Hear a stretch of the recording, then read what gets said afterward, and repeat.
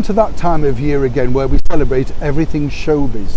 That's right, it's coming up to the turn of the Royal Variety Performance, sometimes reasonably called the Royal Command Performance. The very first one was taking place in 1912, that's right, at the Palace Theatre in the very heart of London.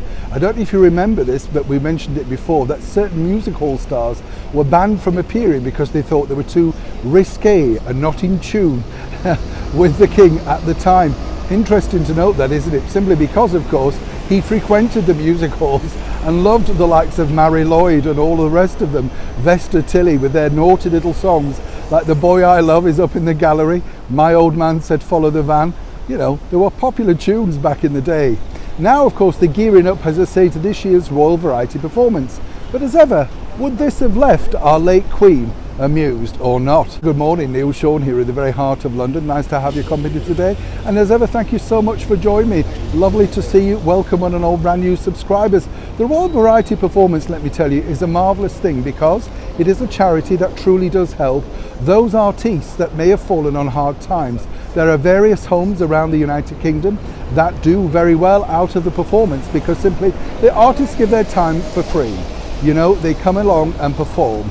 And that's a wonderful thing, obviously, for them, never missing out on an opportunity to up their careers. It is, of course, televised, and more importantly, you do get a chance to shake hands, if you like, with the current royals. And so, consequently, for them, it's a big up for their career.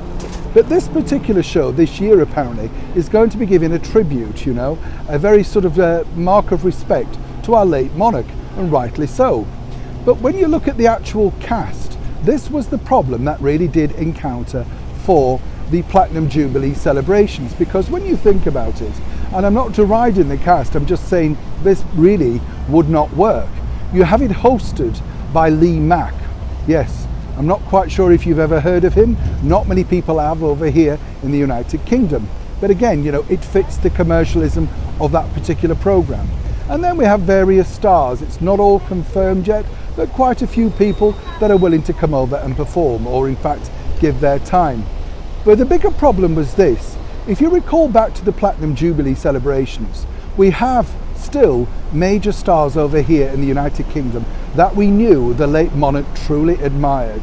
The likes of Sir Cliff Richard, the 50s rocker Marty Wilde, Sir Tommy Steele. These were all at her height of a very sort of early era of her reign. We know she liked them because Princess Margaret bought their records and openly said that these were personal favourites of both her and her sister. Going way back, of course, the late Queen enjoyed the fun and frivolity of superstar comedians of the day like Norman Wisdom, George Formby, who were both invited to play privately at Windsor Castle. Many people are suggesting, why not get people that could do a proper tribute to the people that she truly would have admired, people that could possibly impersonate them, you know, go on there and do a few of their routines. This truly, in my opinion, was what was missing at the Platinum Jubilee celebration concert. Diana Ross gave a splendid performance, looked sensational, but let's not forget she was there to plug, you know, a new album, End Of. And the rest of the people didn't totally relate, of course, to Her late Majesty. Sadly, due to ill health, she had to bypass the concert. Many people would suggest it was a wise choice, and I'm only jesting. But it's interesting, isn't it? Because in these modern times, people feel that when they're doing a tribute, they truly have no idea that the tribute should be in line with the person that supposedly you're giving the tribute for. And there are still plenty of stars here in the United Kingdom that lived, enjoyed, and were much admired by our late monarch that have simply, as ever, been left off the bill. This is because, perhaps, it doesn't suit the narrative, the wokeness of what, of course, the TV channel who are paying to record this performance require.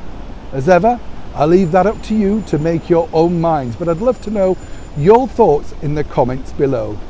Neil Sean in the very heart of London.